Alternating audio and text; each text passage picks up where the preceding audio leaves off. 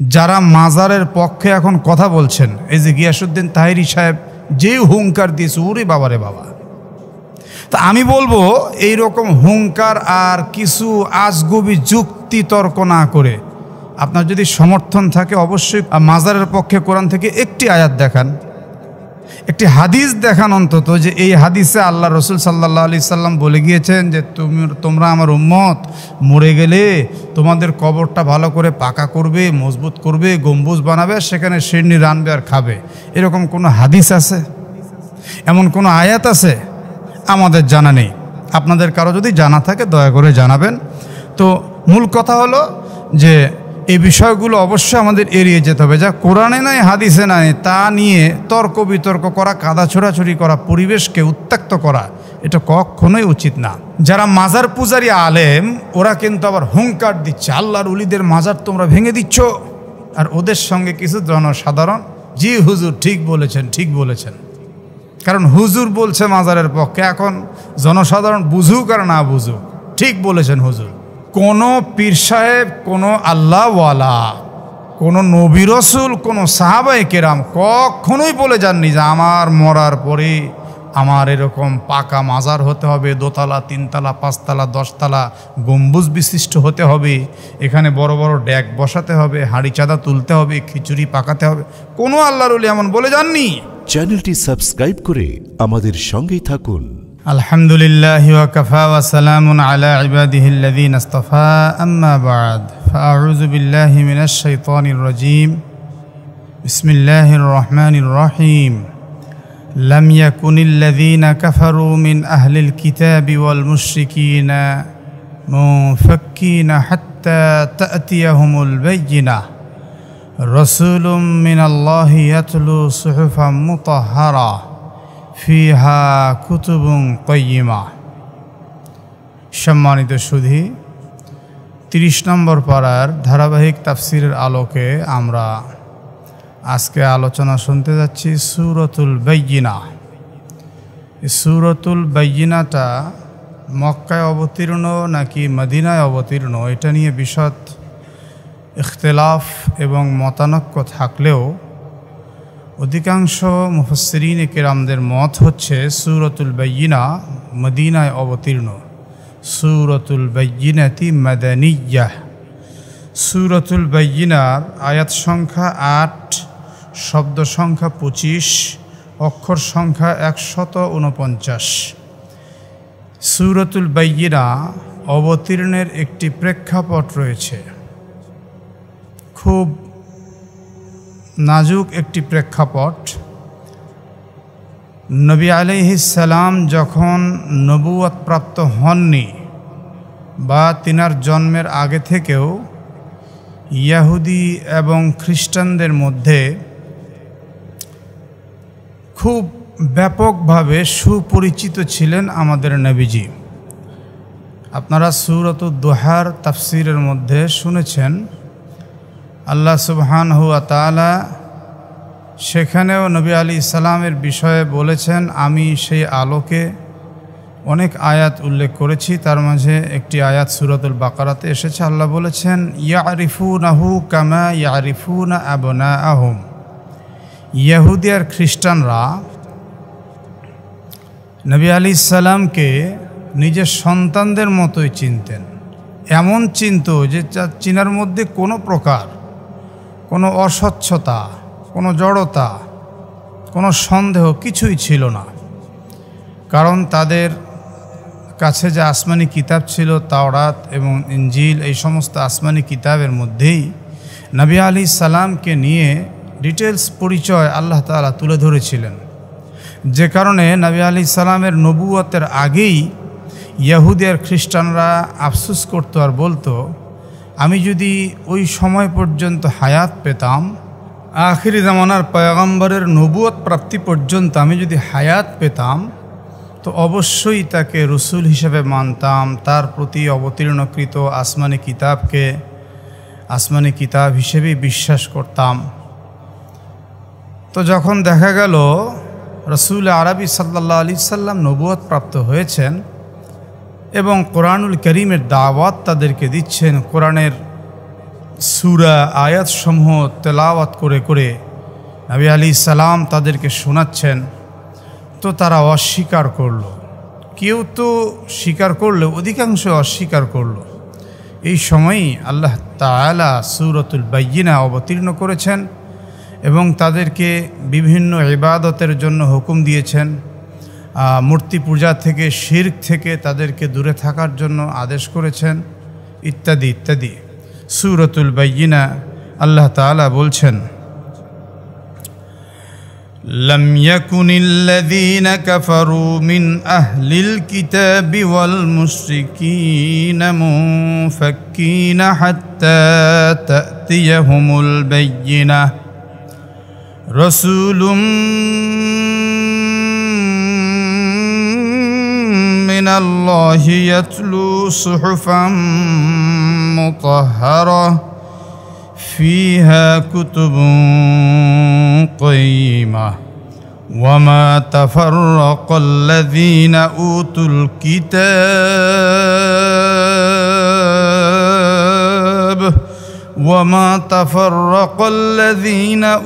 الكتاب إلا من بعد ما جاءتهم البينة وما أمروا إلا ليعبدوا الله مخلصين له الدين حنفاء ويقيموا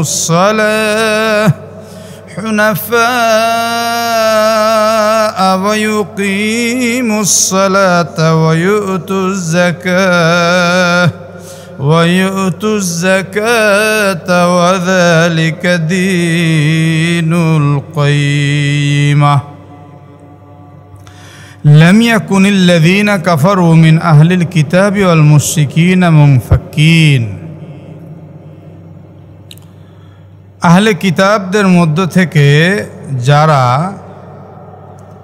আর মুশরিকিনদের মধ্য থেকে যারা, আহলে কিতাব এবং মুশরিকিনদের মধ্য থেকে যারা কুফরি করেছে, তারা বিরত হবে না হাত্তা তাতিয়াহুমুল বাইয়িনা, যতক্ষণ পর্যন্ত না তাদের নিকটে সুস্পষ্ট অকাট্য কোনো প্রমাণ না আসে। মুফাসসিরিনে কিরাম এখানে একটি বিষয় উল্লেখ করেছেন, সেটা হলো আহলুল কিতাব কে আর মুশরিক কে। আহলুল কিতাব হলো, কিতাবধারী হচ্ছে ইয়াহুদি এবং খ্রিস্টান। আহলুল কিতাব বললেই স্পষ্ট ভাষা আমরা বুঝে নিব ইয়াহুদি এবং খ্রিস্টান, যাদেরকে রব্বুল আলামিন আসমানি কিতাব দিয়েছিলেন। আর ইয়াহুদিদেরকে তো আল্লাহ তাআলা মুসা আলাইহিস সালামের মাধ্যমে তাওরাত দিয়েছিলেন, খ্রিস্টানদেরকে তো আল্লাহ সুবহানাহু ওয়া তাআলা ঈসা রূহুল্লাহর মাধ্যমে ইনজিল দান করেছিলেন। এই আহলুল কিতাব যারা, এরা হলো ইয়াহুদি এবং খ্রিস্টান।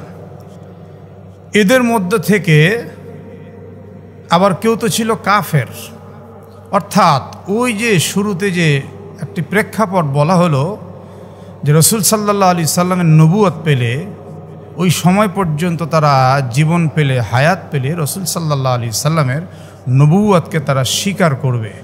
কিন্তু দেখা গেল সত্যি নবীজির নবুয়তের সময় তো তারা, সেই গোষ্ঠীটি উপস্থিত ছিল ঠিকই, কিন্তু না, তারা নবুয়তকে মানল না, কোরআনকে মানল না। আল্লাহর আসমানি কিতাব ফুরকান যা হিদায়াতের জন্য এসেছে সেটাকে তারা অস্বীকার করলো, মানল না, তালবাহানা শুরু করলো। এই কারণে তারা কাফের, অস্বীকার করার কারণে। আরেকদিকে খ্রিস্টান, এরাও ঠিক একই আচরণ করলো, তাদের ওয়াদায় তারা ওয়াদাবদ্ধ থাকতে পারল না। আর মুশরিকদের কথাও আল্লাহ তাআলা বললেন, মুশরিকদের মধ্যেও তো অনেকেই ছিল কাফের। মুশরিকদের কাছেও যখন নবী আসলো এবং আল্লাহর কোরআন আসলো, তখনও ঠিক তারা নবী অস্বীকার করলো, কোরআন অস্বীকার করলো, সেক্ষেত্রেও তারা কুফরি করে বসলো। আল্লাহর হাবিব সাল্লাল্লাহু আলাইহি সাল্লামকে অস্বীকার করার এবং তার বিরুদ্ধে ষড়যন্ত্র করার তো কোনো সুযোগই ছিল না।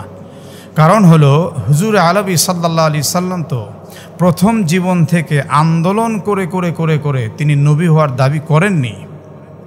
আল্লাহ তাআলা তিনাকে নবুয়ত দান করেছেন, অ্যাপয়েন্টমেন্ট দিয়েছেন যে ইনি শেষ নবী মুহাম্মদ সাল্লাল্লাহু আলাইহি সাল্লাম। মা কানা মুহাম্মাদুন আবা আহাদিম মির রিজালিকুম ওয়ালাকিন রাসূলুল্লাহ ওয়া খাতামান নবিয়্যিন। তিনাকে আল্লাহ তাআলা শেষ নবী মনোনীত করেছেন, তিনার পরে আর কোনো নবী হবে না, খতম করে দিয়েছেন নবুয়তের দরজা। এমন কি মুহাম্মদ আরবি সাল্লাল্লাহু আলাইহি সাল্লাম 1 সেকেন্ড আগেও জানতেন না নবুয়ত প্রাপ্তির, যে তিনাকে নবুয়ত দেওয়া হবে। তিনি ধ্যানমগ্ন ছিলেন, তিনি সৎ কাজ করতে ভালোবাসতেন, তিনি মাজলুমের পাশে দাঁড়াতে নিজেকে খুব স্বাচ্ছন্দ্যবোধ করতেন, গরিবের সহায় হতে ভালোবাসতেন, অসহায়ের সহায় হতেন, দুঃখের দুঃখে তিনি দুঃখিত হতেন, ইত্যাদি ইত্যাদি। এভাবেই তিনার জীবনটা তিনি চালাচ্ছিলেন। তিনি কখনোই চাননি যে আমি নবী হব, আর নবী হওয়ার ব্যাপারে আমি ভোটে দাঁড়াবো, অমক অমক ইত্যাদি ইত্যাদি। কোনো পরিকল্পনাই তিনার ছিল না। আল্লাহ প্রদত্ত নবুয়ত, আল্লাহ প্রদত্ত সে আসমানি কিতাব, এটাকে মুশরিকরাও অস্বীকার করে কুফরি করলো, এবং আহলুল কিতাব যারা ইহুদি আর খ্রিস্টান এরাও অস্বীকার করে কুফরি করলো। সেই কাফেরদের কথা আল্লাহ তাআলা বলছেন, লাম ইয়াকুনিল্লাযীনা কাফারু মিন আহলিল কিতাবি ওয়াল মুশরিকিনা মুফাক্কিন হাত্তা তা'তিয়াহুমুল বাইয়িনাহ। মুনফাক্কিনা হাত্তা তা'তিয়াহুমুল বাইয়িনা। আল্লাহ সুবহানাহু ওয়া তাআলা বুঝিয়ে দিলেন, মুশরিকদের মধ্যে যারা কুফরি করেছে, আহলুল কিতাব অর্থাৎ ইহুদি আর খ্রিস্টানদের মধ্যে যারা কুফরি করেছে, এরা তো ততক্ষণ বিরত হবে না যতক্ষণ পর্যন্ত তাদের নিকটে সুস্পষ্ট, অকাট্য, উজ্জ্বল কোনো প্রমাণ না আসে। মুফাসসিরিনে কেরাম এখানে একটি প্রশ্ন উঠিয়েছেন, আহলুল কিতাব, এরপরে মুশরিকিনদের কথা আল্লাহ বলেছেন, মুশরিকিনদের আগে আহলুল কিতাবদের কথা আল্লাহ সুবহানাহু ওয়া তাআলা কেন বললেন? মুফাসসিরিনে কেরাম উল্লেখ করেছেন, মুশরিকদের পূর্বে আহলে কিতাবদের কথা উল্লেখ করার 4টি কারণ তাফসিরে উল্লেখ করা হয়েছে। 1 নম্বর কারণ, আহলে কিতাব ছিল সমাজের প্রভাবশালী ব্যক্তি। কেন প্রভাবশালী ছিল? কারণ এই তাওরাত এবং ইনজিল, এই পূর্ব যে কিতাবগুলি, আসমানি কিতাবগুলি আল্লাহ তাআলা দিয়েছিলেন, এই আসমানি কিতাবগুলির মধ্যে আখিরি জামানার পয়গম্বর সাল্লাল্লাহু আলাইহি সাল্লামের নাম ছিল এবং তার পরিচয় ছিল, যে কারণে সমাজের মানুষের কাছে এই মানুষগুলো, আহলে কিতাবরা খুব সুনাম অর্জন করেছিল। সর্বনাশ, এদের কাছে এমন কিতাব আছে যে কিতাবের ভিতরে তারা ভবিষ্যৎবাণী বলতে পারে, আখিরি জামানার পয়গম্বর কেমন হবে দেখতে, আল্লাহু আকবার কবীরা, তিনার চোখ কেমন হবে, নাক কেমন হবে, তিনার কথার ধরন কেমন হবে, তিনার আবির্ভাব কোথায় হবে, কিভাবে হবে, একদম দিবালোকের মতোই পরিষ্কার ছিল। যেমন সূরাতুল বাকারা আল্লাহ তাআলা বলেছেন, ইয়ারিফুনাহু কামা ইয়ারিফুনা আবনাআহুম, তাদের সন্তানদের মতোই তারা নবী আলাইহিস সালামকে এভাবেই পরিষ্কার চিনত। আর তাদের পূর্বের কিতাবের মধ্যে এত সুস্পষ্ট ছিল, পিতার নাম কি হবে, দাদার নাম কি হবে, এভরিথিং, সব ধরনের পরিষ্কার বর্ণনা ছিল, যে কারণে সমাজের মানুষের কাছে তাদের একটা আলাদা দাপট ছিল। এবং তারা সেই পূর্বসূরি ছিল যারা ধর্মীয় অনুভূতি লালন করে আসছিল, এই জন্য সমাজে মানুষ তাদেরকে শ্রদ্ধা করত, ভক্তি করত। আরেকটি বিষয় ছিল, এই আহলুল কিতাবরা ছিল আলেম, তাওরাতের আলেম, ইনজিলের আলেম। এই আলেম হিসাবে তাদেরকে মানুষ সম্মান করত। কোরআনুল কারীমের আয়াতেও আল্লাহ বলেছেন না, কুল হাল ইয়াস্তাবিল্লাযীনা ইয়া'লামুনা ওয়াল্লাযীনা লা ইয়া'লামুন। নবীজি, আপনি বিশ্ববাসীকে বলে দেন, হাল ইয়াস্তাবিল্লাযীনা ইয়া'লামুন ওয়াল্লাযীনা লা ইয়া'লামুন, যে জানে আর যে জানে না, দুইজন তো এক হতে পারে না। জান্নেওয়ালার দাম সব যুগে সব সময়ই বেশি ছিল। সেই জামানায় মানুষ জান্নেওয়ালাদের দাম বেশি দিত, যে কারণে মুশরিকিনদের পূর্বে আহলুল কিতাবদের কথা আল্লাহ সুবহানাহু ওয়া তাআলা উল্লেখ করেছেন সম্মানের দিকে খেয়াল করে। 2 নম্বর যে বিষয়টি, সূরাতুল বাইয়িনা এটা মাদানী সূরা। মদিনাতে বিশেষ করে আহলে কিতাবদেরই বসবাস ছিল, বিধায় আগে আহলে কিতাব, পরে মুশরিকদের কথা উল্লেখ করা হয়েছে। বিশেষ করে এটা মনে রাখবেন আপনারা যে মক্কাতে মুশরিকদের বসবাস ছিল বেশি, তাদের প্রভাব ছিল বেশি, আর মদিনাতে ইহুদিদের প্রভাব ছিল বেশি, এরপরে খ্রিস্টানদের প্রভাব ছিল। এই কারণেই সূরাটি মদিনা অবতীর্ণ হয়েছে, আর মদিনাতে এদের প্রভাব ছিল বেশি। আল্লাহ সুবহানাহু ওয়া তাআলা আগে আহলুল কিতাবদের কথা উল্লেখ করেছেন, এরপরে মুশরিকিনদের কথা উল্লেখ করেছেন। 3 নম্বর, আহলে কিতাব হওয়ার কারণে সমাজের মানুষ তাদেরকে অনুসরণ করত। তারা যখন কুফরি করলো, সমাজের মানুষও তাদের দেখাদেখি কুফরি করতে লাগলো। এই জন্যই মুশরিকদের পূর্বে আহলে কিতাবদের কথা উল্লেখ করা হয়েছে, কারণ সমাজের মানুষ তাদের অনুসরণ করত। তারা ভালো করলে ভালো করত, মন্দ করলে মন্দ করত। হাফেজ ইরাকি এ ব্যাপারে একটি কথা বলেছেন। তিনি অবশ্য আল্লাহ রসুলের বিষয়ে উল্লেখ করে বলেছেন, হালাকু উম্মতি আলিমুন ফাজিরুন ওয়া আবিদুন জাহিলুন ওয়া শাররুশ শিরারি শিরারুল উলামাই ওয়া খায়রুল খিয়ারি খিয়ারুল উলামাই। নবী আলাইহিস সালাম বলছেন, আমার উম্মত ধ্বংস হবে এক শ্রেণীর পাপিষ্ঠ আলেম এবং মূর্খ ইবাদতকারীর কারণে। হে বিশ্বের মানুষ, তোমরা যদি পৃথিবীর শ্রেষ্ঠ কিছু দেখতে চাও, খায়রুল খিয়ারি খিয়ারুল উলামা, একজন আলেমের দিকেই তাকাও, একজন আমলদার আলেমের দিকে তাকাও, সে পৃথিবীর সর্বোৎকৃষ্ট সর্বশ্রেষ্ঠ। আর তোমরা যদি নিকৃষ্ট কিছু দেখতে চাও, শাররুশ শিরারি শিরারুল উলামা আই শাররুল খালক, তোমরা সৃষ্টির নিকৃষ্ট কিছু দেখতে চাইলে একজন আলেমের দিকেই তাকাও, পাপিষ্ঠ আলেম। তাহলে একজন আমলদার আলেম পৃথিবীর সর্বশ্রেষ্ঠ, পাপিষ্ঠ আলেম পৃথিবীর সর্বনিকৃষ্ট। কারণ কি? একজন নেককার আলেম তার অনুসরণ করলে 10 জন লোক সুন্দর পথ পাবে, জান্নাতের পথ পাবে।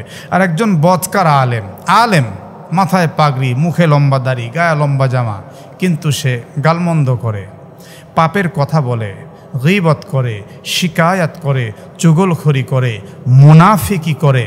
আলেম কিন্তু দুনিয়াদারদের পিছনে ছুটতে থাকে, আল্লাহর পেছনে ছুটা বাদ দিয়ে।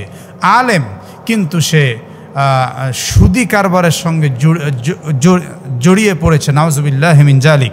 তো একজন আলেম যখন গুনার কাজের দিকে ঝুঁকে পড়ে, তখন কিন্তু সমাজের মানুষগুলো তাদের অনুসরণ করতে থাকে। এই যে দেখুন, বর্তমান আমাদের বাংলাদেশে শেখ হাসিনা পালিয়ে যাওয়ার পরে 5ই আগস্টের পর থেকে আমাদের বাংলাদেশের সেনাবাহিনীর সদস্যরা সহ শেখ মুজিবুর রহমানের মূর্তিগুলো ভেঙে ভেঙে ক্লিয়ার করেছে। ছবির মূর্তি, ভাস্কর্য সহ সব কিছুই ক্লিয়ার করেছে। এখন আপামর জনতা সহ বাংলাদেশে মাজার ভাঙ্গা আরম্ভ করেছে, বিভিন্ন মাজার তারা ভেঙে গুড়িয়ে দিচ্ছে। এখানে দেখেন 2টি গ্রুপ হয়ে গেছে। যারা মাজার পূজারী আলেম, ওরা কিন্তু আবার হুঙ্কার দিচ্ছে, আল্লাহর উলিদের মাজার তোমরা ভেঙে দিচ্ছ। আর ওদের সঙ্গে কিছু জনসাধারণ, জি হুজুর ঠিক বলেছেন, ঠিক বলেছেন। কারণ হুজুর বলছে মাজারের পক্ষে, এখন জনসাধারণ বুঝুক আর না বুঝুক, ঠিক বলেছেন হুজুর। আর এক পক্ষের আলেমরা বলছে না না, মাজার রাখা যাবে না। বেশ কিছু মানুষ তাদের পক্ষেও ঠিক বলেছেন, হুজুর বলছেন। আসলে ঘটনাটা কি? কোনো পীর সাহেব, কোনো আল্লাহওয়ালা, কোনো নবী রসুল, কোনো সাহাবায়ে কেরাম কখনোই বলে যাননি যে আমার মরার পরে আমার এরকম পাকা মাজার হতে হবে, 2 তলা 3 তলা 5 তলা 10 তলা গম্বুজ বিশিষ্ট হতে হবে, এখানে বড় বড় ড্যাক বসাতে হবে, হাঁড়ি চাঁদা তুলতে হবে, খিচুড়ি পাকাতে হবে। কোনো আল্লাহর ওলি এমন বলে যাননি। এটা পরবর্তীতে যারা পেট পূজারি, সে আল্লাহওয়ালাদেরকে নিয়ে নিজেকে পেট বাঁচানোর জন্য এগুলি বানিয়েছে। আপনারা খুব ভালো করে ইতিহাস জানেন এবং শুনেছেন, রসুল আরবি সাল্লাল্লাহু আলাইহি সাল্লামের রওজা আতহার, পবিত্র রওজা শরীফ, সেটাও বাইন্ডিংস ছিল না, যে কারণে ইহুদিরা আমার নবীজির লাশ চুরি করতে এসেছিল। সুলতান জঙ্গির রহমতুল্লাহ আলাইহিকে আল্লাহর হাবিব যখন স্বপ্নে দেখালেন, তখন তিনি এসে এই আসামিকে শনাক্ত করলেন, আগুন ধরে জ্বালিয়ে পুড়িয়ে শেষ করে দিলেন। এবং এক সময় নবী আলাইহিসসালামের এই রওজায়ে আতহার চতুর্দিক দিয়ে সীসা ঢালা করে একদম ফাউন্ডেশন করে তুলে এটাকে সংরক্ষণ করলেন, যাতে নবীজিকে কেউ বেহরমতি করতে না পারে, অপমান করতে না পারে। এছাড়া আপনি দেখেন, কোনো পীর আবু বকর, ওমর, উসমান, আলী, কোনো পীর আবু হুরাইরা, আবু তালহা, কোনো পীর হজরতে ফাতিমাতুজ জাহরা, কোনো পীর হজরতে খাদিজাতুল কুবরা, তাদের চাইতে কোনো পীরের দাম বেশি হতে পারে না। একজন আদনা থেকে আদনা সাহাবার ঘোড়ার পায়ের নিচের খুরের ধূলিকণার সমতুল্যও না একজন সাহাবীর ঘোড়ার খুরের নিচের যে ধূলিকণা তার সমতুল্যও না একজন পীর। একজন সাহাবীর মর্যাদা এত বেশি। সেখানে মক্কায় যান, মদিনায় যান, কোনো সাহাবায়ে কেরামদের কবর কখনোই পাকা ছিল না। বড়জোর মাথার কাছে আর পায়ের কাছে এক টুকরো পাথর ছিল। এখন অনেক কবর থেকে সেটাও সরিয়ে দেওয়া হচ্ছে। কবর তো থাকবে একদম সাধারণ, অথচ সেই কবর এখন পাকা করে সেখানে বিতর্ক করা হচ্ছে। কেউ বলছে মদের আড্ডা ভাঙতে পারছেন না। আরে ভাই, মদের আড্ডা তো অবশ্যই হারাম, কিন্তু সেখানে তো শিরিকের পরিবেশ না। ধর্মীয় অনুভূতিতে আঘাত করে আপনি যে মাজার সিস্টেম করলেন, সেখানে মানুষ নামাজ পড়ে, সেজদা দেয়, এটা ধর্মীয় অনুভূতিতে আঘাত করা হচ্ছে। শিরিকের পরিবেশ রাখাটা একদম হারাম।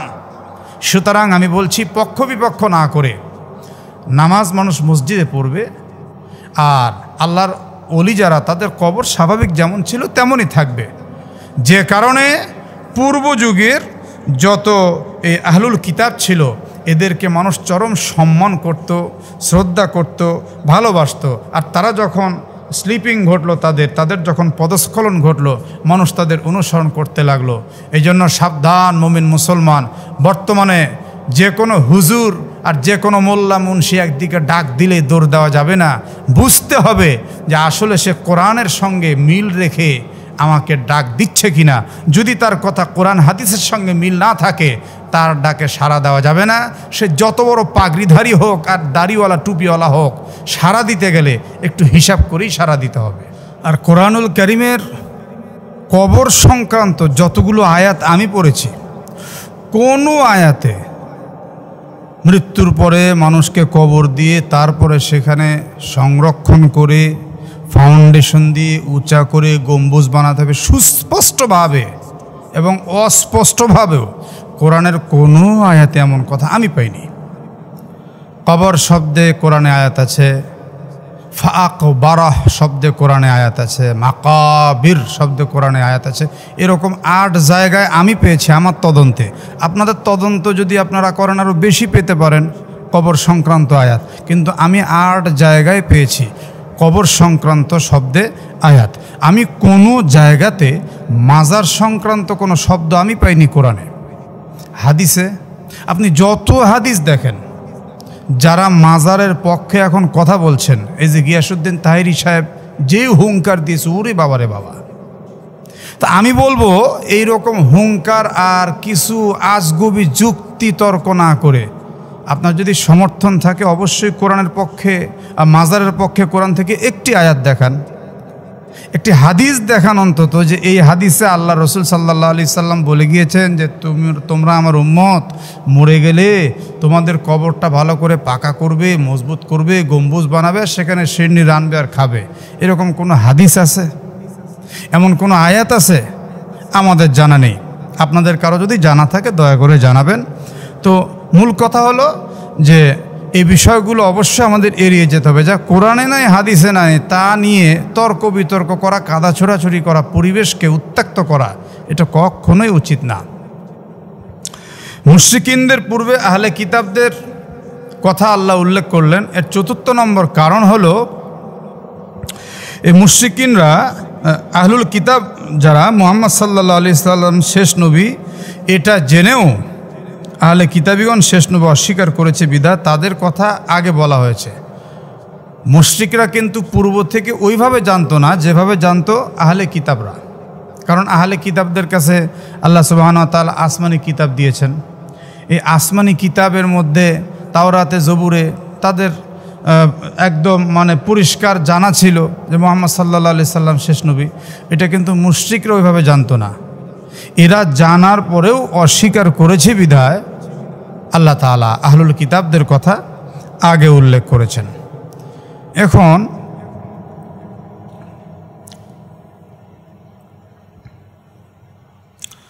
আল্লাহ তাআলা এরপরে বলছেন, রসুলুম মিনাল্লাহি ইয়াতলু সুহুফাম মুতাহহারা, আল্লাহর পক্ষ থেকে একজন রসুল ইয়াতলু তেলাওয়াত করবেন সুহুফাম মুতাহহারা, পবিত্র সহিফা সমূহ। সুহুফান হলো আসলে পৃষ্ঠা, পাতা।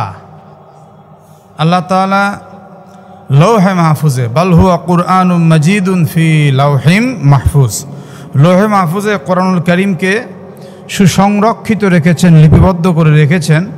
সেখান থেকে প্রয়োজনে 1 আয়াত, 2 আয়াত, 5 আয়াত, 10 আয়াত, 1 রুকু, 2 রুকু, 1 সূরা, 2 সূরা, কম বেশ এভাবে অবতীর্ণ করে করে প্রয়োজনে প্রয়োজনে জানিয়েছেন পাতা আকারে।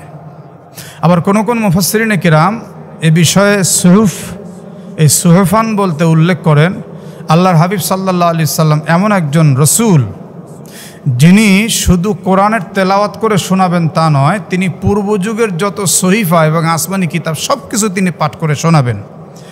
এবং আল্লাহ তাআলার যত আসমানি কিতাব রয়েছে, সহিফা এবং আসমানি কিতাব মুতাহহারা, এই সব কিছু পবিত্র, এর মধ্যে কোনো অপবিত্রতা নাই, এর মধ্যে মানুষকে মিথ্যার শিক্ষার কোনো রাস্তা নাই, মিথ্যা শিক্ষা দিবে এমন কোনো শব্দ নেই, সত্যের বিরুদ্ধে মানুষকে কথা বলতে শিখায় না, মানুষকে মানুষের হক নষ্ট করতে শিখায় না, এরপরে মানুষ হত্যার জন্য এই কিতাব সুস্পষ্টভাবে আদেশ দেয় না। তবে হ্যাঁ, অন্যায় যে করে তার শাস্তির কথা বলা হচ্ছে। একটা সুস্থ স্বাভাবিক মানুষকে একজন আরেকজন হত্যা করো এমন কোনো হুকুম নেই।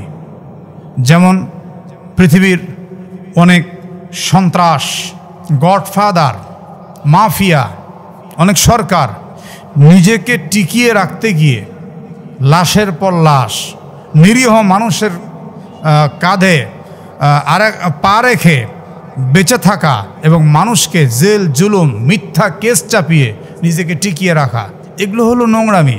কোরআনে এমন কোনো নির্দেশ নেই। কোরআন এই সব কিছু থেকে পবিত্র। আল্লাহর যত আসমানি কিতাব সব কিছু থেকে পবিত্র। এখন রসুলুম মিনাল্লাহ, এ ব্যাপারে মুফাসসিরিনে কেরাম আগের যে ওই যে হাত্তা তাতিয়াহুমুল বাইয়িনা, এই যে বাইয়িনা যে শব্দ অকাট্য, হাত্তা তাতিয়াহুমুল বাইয়িনা, মুশরিকিন আর আহলে কিতাবরা ততক্ষণ পর্যন্ত বিরত হবে না যতক্ষণ পর্যন্ত তাদের নিকটে অকাট্য প্রমাণ না আসে। এই বাইয়িনা বলে, অকাট্য প্রমাণ বলে আল্লাহ তাআলা বুঝিয়েছেন বাদালুন মিনাল বাইয়িনাতি ওয়া হুয়া নবিয়্যু মুহাম্মাদুন সাল্লাল্লাহু আলাইহি ওয়াসাল্লাম। এটা বাইয়িনা হতে বদল, আর তিনি হচ্ছেন মুহাম্মদ সাল্লাল্লাহু আলাইহি সাল্লাম। অর্থাৎ অকাট্য প্রমাণ একমাত্র মুহাম্মদ সাল্লাল্লাহু আলাইহি সাল্লাম। আর রসুল সাল্লাল্লাহু আলাইহি সাল্লামকে 3 কারণে বাইয়িনা বলা হয়েছে। মুফাসসিরিনে কেরাম উল্লেখ করেন, 1 নম্বর কারণ, রসুল সাল্লাল্লাহু আলাইহি সাল্লাম নিজেই তো নবুয়তের উজ্জ্বল প্রমাণ ছিলেন। সুবহানাল্লাহ বিহামদি। অর্থাৎ পূর্বযুগের যত আসমানি কিতাব ছিল সব আসমানি কিতাবে নবীজির এই দেহ অবয়বটাকে নবুয়তের জন্য উজ্জ্বল করে অকাট্য করেই সৃষ্টি করা হয়েছিল। আল্লাহু আকবার। কেমন হবে তিনার চুল?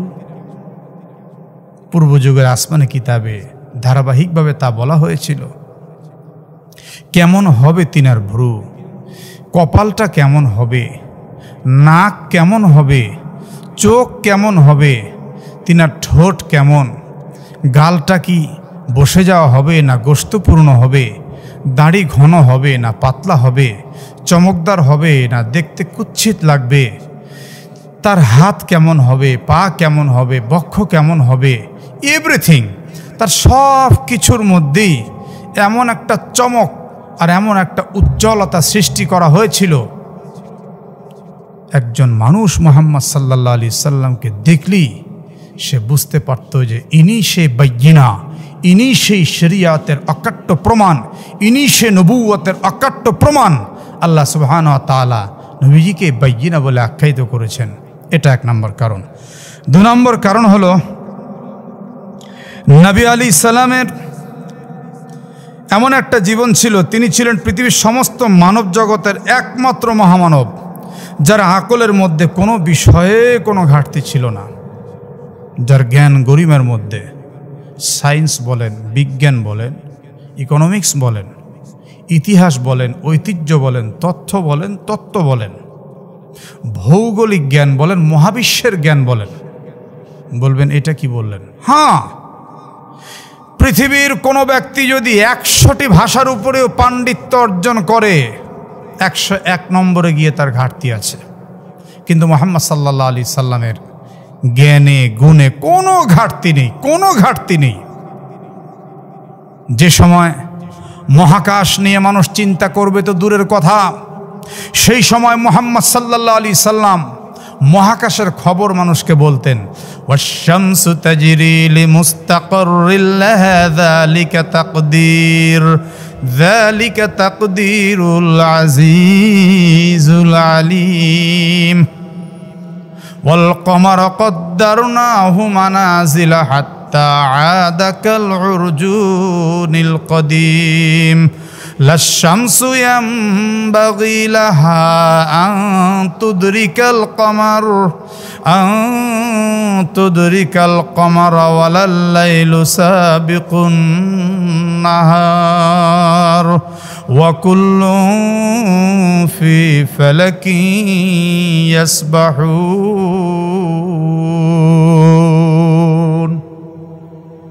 আল্লাহ সুবহানাহু ওয়া তাআলা জানিয়ে দিচ্ছেন নবীজির মাধ্যমে, নবীজির জবান দিয়ে বের হচ্ছে, ও বিশ্বের বৈজ্ঞানিকেরা, তোমরা কখনো বলো চাঁদ ঘুরে, কখনো বলো সূর্য ঘুরে, কখনো বলছো পৃথিবী ঘুরে, কখনো বলছো না পৃথিবী ঘোরে না।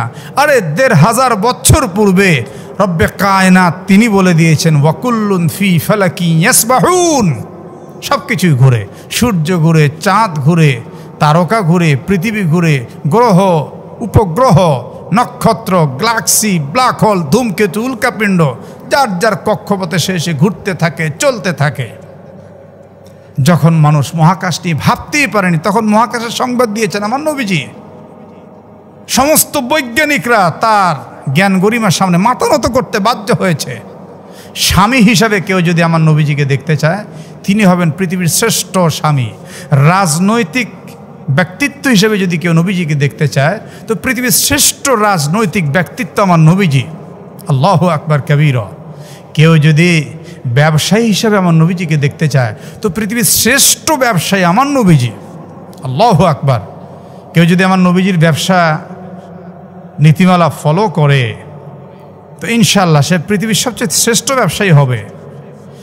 কেউ যদি রাজনীতি শিখতে চায়, তো আমার নবীজির রাজনৈতিক জীবনকে দেখলে সে পৃথিবীর শ্রেষ্ঠ রাজনীতিবিদ হবে। কেউ যদি সম্মানী হতে চায়, আমার নবীজির কলা কৌশলগুলো ফলো করলে সে পৃথিবীর শ্রেষ্ঠ সম্মানী অবস্থানের দিকে যেতে থাকবে। এমন কোনো জ্ঞান নেই যে জ্ঞানের কোনো কমতি পৃথিবীর জন্য আমার নবীজির কম ছিল, কোনো কমতি ছিল না, কোনো ঘাটতি ছিল না। সব মানুষের জ্ঞানের একটি পরিসীমা, সীমাবদ্ধতা ছিল। কিন্তু আল্লাহ তাবারাক ওয়া তাআলার পরে মুহাম্মদ সাল্লাল্লাহু আলাইহি সাল্লাম এমন একজন মহামানব যার জ্ঞান গরিমার মধ্যে কোনো ঘাটতি ছিল না। তিনি ছিলেন সমস্ত নবীদের নবী, সাইয়্যিদুল মুরসালিন, ইমামদের ইমাম, ইমামুল মুরসালিন। তিনি তো রাহমাতুল লিল আলামিন, আলহামদুলিল্লাহি রাব্বিল আলামিন। সমস্ত জগতের তো রব, প্রতিপালক আল্লাহ। কিন্তু ওমা আরসালনাকা ইল্লা রাহমাতুল লিল আলামিন, আর সমস্ত জগতের জন্য রহমত করে বানিয়েছেন আমার রব আমার নবীজিকে। তো একজন ব্যক্তিত্ব এমনিতে রহমত হতে পারে না। সমস্ত জগৎ বলতে কি বোঝায়? শুধু পৃথিবী বোঝায় না। 7 আসমান, 7 জমিন, আরশ, কুরসি, লহ, কলম, গ্যালাক্সি, ব্ল্যাক হোল, ধূমকেতু, উল্কাপিণ্ড, যা আছে এভরিথিং, সমস্ত জগতের জন্য রহমত আমার নবীজি। তো তার জ্ঞান গরিমার কমতি থাকলে তিনি কোন যোগ্যতা বলে তাকে রহমতুল্লিল আলামিন আল্লাহ বানাবেন। কোরআন প্রমাণ করছে তার জ্ঞান গরিমার কোনো সাইডের কোনো ঘাটতি ছিল না, বিধায় আল্লাহ তাবারক ওয়া তাআলা তাকে বাইয়িনা বলে, নবুয়তের অকাট্য প্রমাণ বলে উল্লেখ করেছেন। সুবহানাল্লাহি ওয়া বিহামদি। 3 নম্বর, তার জীবনে মুজিজা ছিল সুস্পষ্ট, এবং সমস্ত নবী রসুলদের চাইতে আমাদের নবীজির মুজিজা ছিল সংখ্যার দিক দিয়ে সবচেয়ে বেশি। অকাট্য মুজিজা, অকাট্য দলিল, বাইয়িনাত, সেটা হলো কোরআনুল করিম। এটা একটা মুজিজা নবীর জীবনে। মেরাজ একটি মুজিজা, নবীজির নবুয়তটাও এক আশ্চর্য ঘটনা। এগুলি কারণেই আল্লাহ সুবহানাহু ওয়া তাআলা আল্লাহর হাবিব সাল্লাল্লাহু আলাইহি সাল্লামকে বাইয়িনা বলে উল্লেখ করেছেন। ফিহা কুতুবুন কাইমা, পবিত্র সহিফা সমূহ রসুল তো তেলাওয়াত করবেনই, আর সেই সহিফার মধ্যে কি আছে আল্লাহ তাআলা নিজে বর্ণনা দিচ্ছেন। ফিহা, ওই সমস্ত সহিফাতে রয়েছে কুতুবুন, বিধানাবলী, কাইয়্যিমা, সঠিক বিধানাবলী, স্বচ্ছ সুন্দর বিধান, যা মানব জীবনের জন্য একদম অপরিহার্য দুনিয়া এবং আখিরাতে, সে বিধানাবলী রয়েছে এখানে। কুতুবুন, কিতাবের বহু বচন কুতুবুন হয়, বহু কিতাব। তো কুতুবুন এখানে কিতাব অর্থে ব্যবহার হচ্ছে না, তবে বিধান বলতে এক হিসাবে কিতাবই বোঝায়, কারণ বিধানাবলী কিতাবের মধ্যেই লেখা থাকে। আর যেহেতু পূর্বের সহিফা এর বহুবচন সুহুফুন আল্লাহ তাআলা ব্যবহার করে অনেক সহিফার কথা বলেছেন, সেই হিসাবে এখানে কুতুবুনও আসবে, অনেক বিধানাবলীর কথাই আসবে। তাফসীরের মধ্যে মুফাসসিরিন ইকরাম উল্লেখ করছেন, আহকামুন মাকতুবাতুন, লিখিত আহকাম সমূহ কুতুবুনের অর্থ হয়।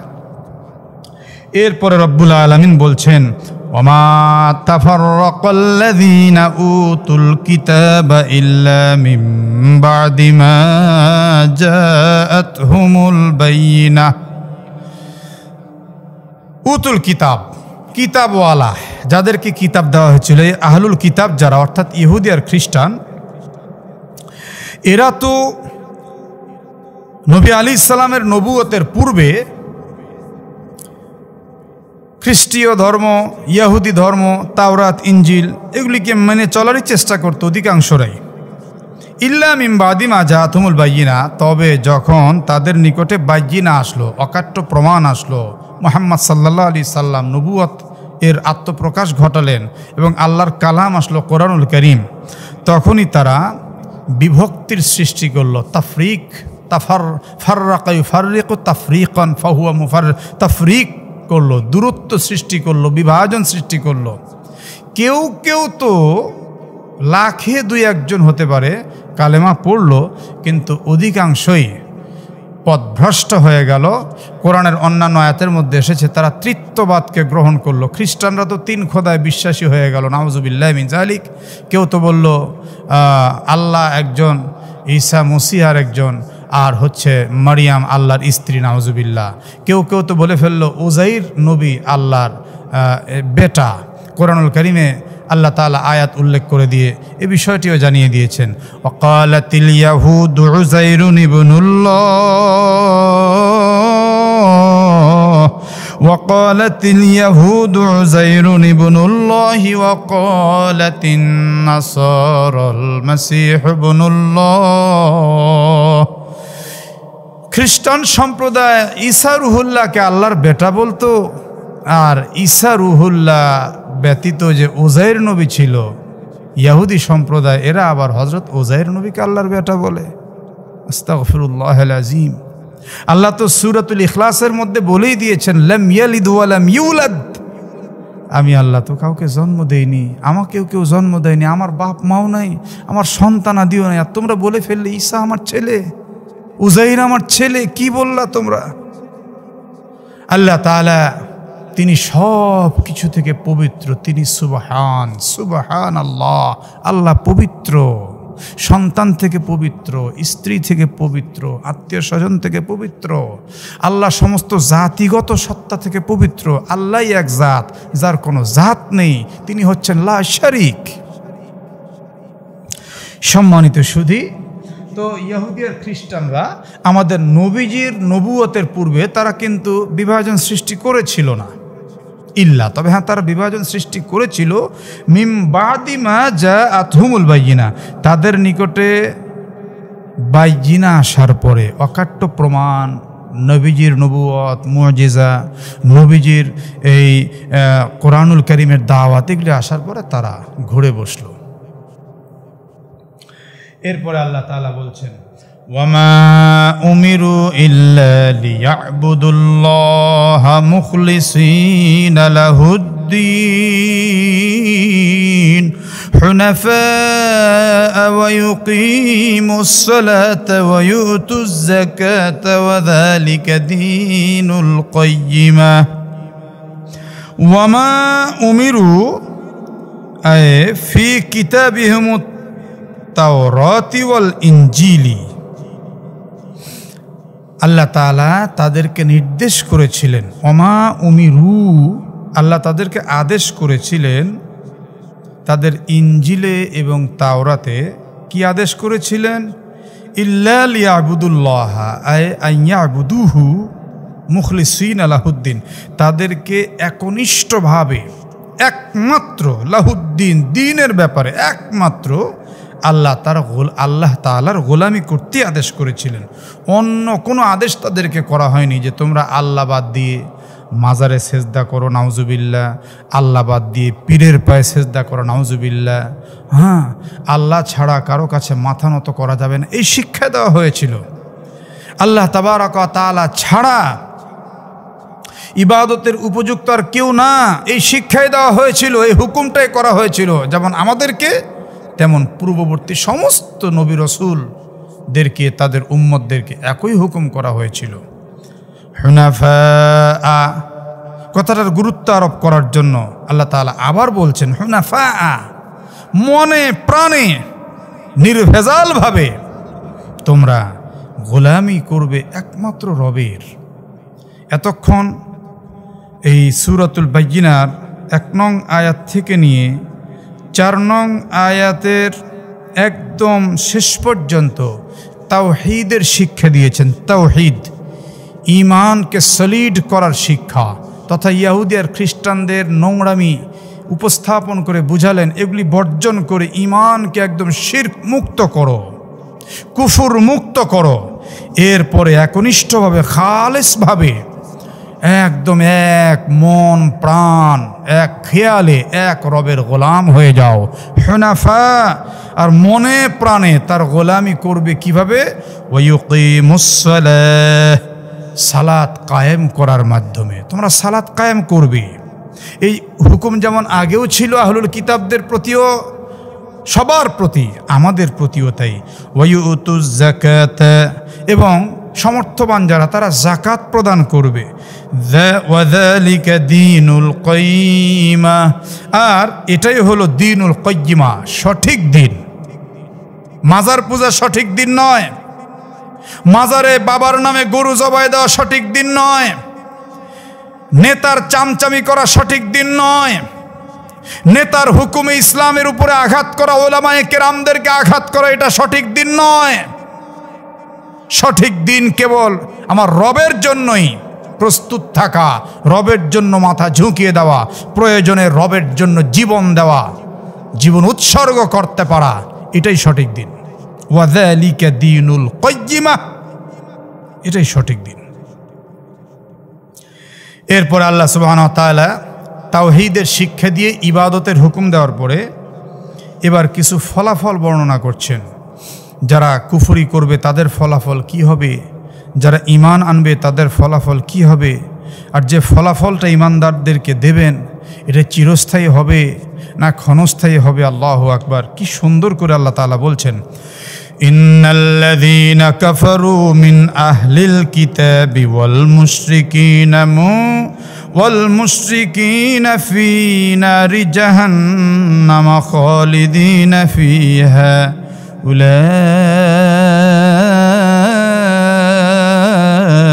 হুম শাররুল বারিয়া ইন্নাল্লাযীনা আমানু ওয়া আমিলুস সালিহাতি উলাইকা হুম খায়রুল বারিয়া জাযাউহুম ইনদা রাব্বিহিম জান্নাতু আদনিন তাজরি মিন তাহতিহাল আনহারু খালিদিনা ফিহা আবাদা রাদিয়াল্লাহু আনহুম ওয়া রাদু আন যালিকা লিমান খাশিয়া রাব্বাহ। আল্লাহ সুবহানাহু ওয়া তাআলা বলছেন, ইন্নাল্লাযীনা কাফারু, নিশ্চয় যারা কুফরি করেছে, মিন আহলিল কিতাবি ওয়াল মুশরিকিনা, মুশরিক এবং আহলে কিতাবদের মধ্য থেকে। মুশরিক আর আহলে কিতাবদের ব্যাখ্যা তো আমরা আগে শুনেছি। ফি নারি জাহান্নামা খালিদিনা ফিহা, এই মুশরিক আহলে কিতাব আর এই কুফরি যারা করছে তারা এরা থাকবে হচ্ছে, অর্থাৎ আহলে কিতাবদের মধ্যে যারা তো আগে ইমানদার ছিল তাদেরকে বলা হচ্ছে না। এক বাক্যে ইহুদি আর খ্রিস্টান হলেই পূর্ব যুগের সবাইকে এক বাক্যে জাহান্নামে বলা, এটা কোরআনের ফয়সালা নয়। বরং যারা আহলে কিতাবদের মধ্য থেকে কুফরি করেছে আর যারা মুশরিক, এদের ব্যাপারে তো পূর্বেও যে ফয়সালা ছিল এখনও সে ফয়সালা কিয়ামত পর্যন্ত সে ফয়সালাই থাকবে। মুশরিকদের তওবা না করা পর্যন্ত মাফ হবে না, এবং আহলে কিতাবদের মধ্য থেকেও যারা কুফরি করেছে, শিরকি করেছে, তওবা না করা পর্যন্ত তাদেরও ক্ষমা হবে না। ফি নারি জাহান্নামা খালিদিনা ফিহা, এই কুফর শিরক করনেওয়ালা এরা জাহান্নামে থাকবে। খালিদিনা ফিহা, তারা জাহান্নামে চিরস্থায়ীভাবেই থাকবে। উলাইকা হুম শাররুল বারিয়া, আর এই সমস্ত লোকেরাই হলো শাররুল বারিয়া, নিকৃষ্ট সৃষ্টি, নিকৃষ্ট সৃষ্টি।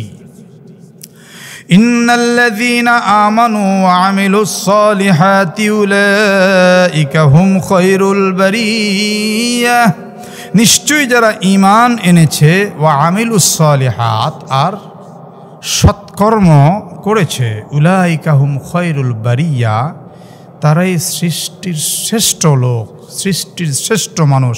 আল বারিয়া এটা হলো শ্রেষ্ঠ, সৃষ্টির শ্রেষ্ঠ, খায়রুল বারিয়া। জাযাউহুম ইনদা রাব্বিহিম জান্নাত, আর যারাই এই সৃষ্টির শ্রেষ্ঠ খায়রুল বারিয়া যারাই, তাদের জন্য রয়েছে জাযা, বদলা, ইনদা রাব্বিহিম, তাদের রবের নিকটে, জান্নাত, বদলা হলো জান্নাত। সুবহানাল্লাহ, কেমন জান্নাত?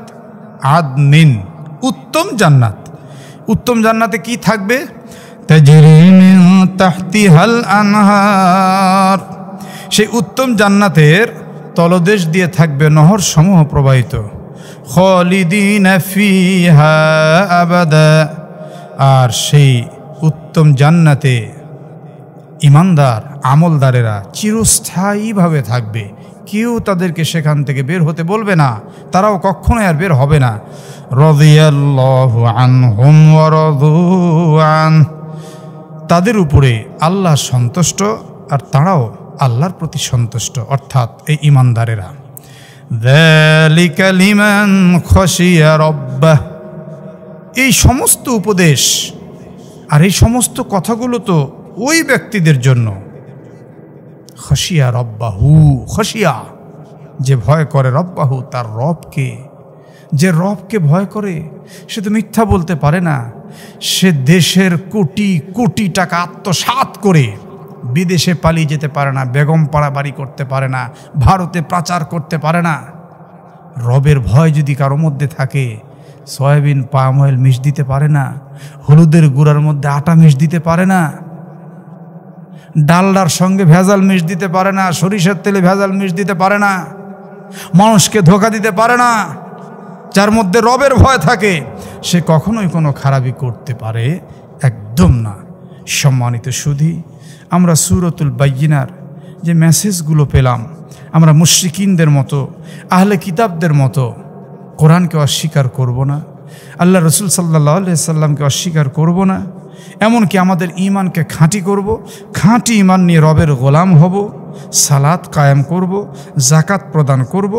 রব বলেছেন ওয়াজালিকা দীনুল কাইয়্যিম, এটাই সঠিক দিন। এবং আমরা যদি আল্লাহ না করুন কুফরি অবস্থায় যদি কারো মৃত্যু হয়ে যায়, তাহলে কিন্তু তাকে অবশ্যই চিরস্থায়ী জাহান্নামী হতে হবে। আর এটা কিন্তু আল্লাহ বলেছেন শাররুল বারিয়া, নিকৃষ্ট লোক এরাই। আর আমরা যদি ঈমান আনতে পারি, আমিলুস সালিহাত, সৎকর্ম সম্পাদন করতে পারি, আল্লাহ আমাদেরকে বলেছেন খয়রুল বারিয়া, আমরা সৃষ্টির শ্রেষ্ঠ। আমাদের জন্য রবের নিকটে, আল্লাহর নিকটে আছে পুরস্কার স্বরূপ জান্নাত, এবং জান্নাতের তলদেশ দিয়ে নহর সমূহ প্রবাহিত থাকবে, সেখানে আমরা অনন্তকাল থাকতে থাকব। আল্লাহ আমাদের প্রতি সন্তুষ্ট, আমরাও আল্লাহর প্রতি সন্তুষ্ট। আর শেষ কথা আল্লাহ যা বলেছেন, আল্লাহর ভয়ের কথা সদা সর্বদা আমরা যদি আল্লাহর ভয় নিয়ে চলতে থাকি, বিচরণ করতে থাকি, ইনশাআল্লাহ আমাদের দ্বারা গুনার কাজ হবে না। যখন কোনো গুনাহের কাজ সামনে চলে আসবে, তখনই আমরা আল্লাহর ভয়কে স্মরণ করব যে পৃথিবীর কেউ না দেখলেও একজন তো তিনি দেখতে পাচ্ছেন। আমি গোপনে গুনার কাজ করছি, কেউ না দেখলেও তিনি দেখছেন। মৃত্যুর সাথে সাথে আমি কি জবাব তার কাছে দেব? এজন্য আসুন আল্লাহর ভয় নিয়ে, তার ইবাদত বন্দেগী দিয়ে জীবনকে সাজিয়ে আমরা পরপারে পাড়ি দেওয়ার চিন্তা করতে থাকি। আল্লাহ আমাকে আপনাদের সকলকে আমলের তৌফিক দান করেন। আসসালামু আলাইকুম ওয়া রাহমাতুল্লাহি ওয়া বারাকাতুহু।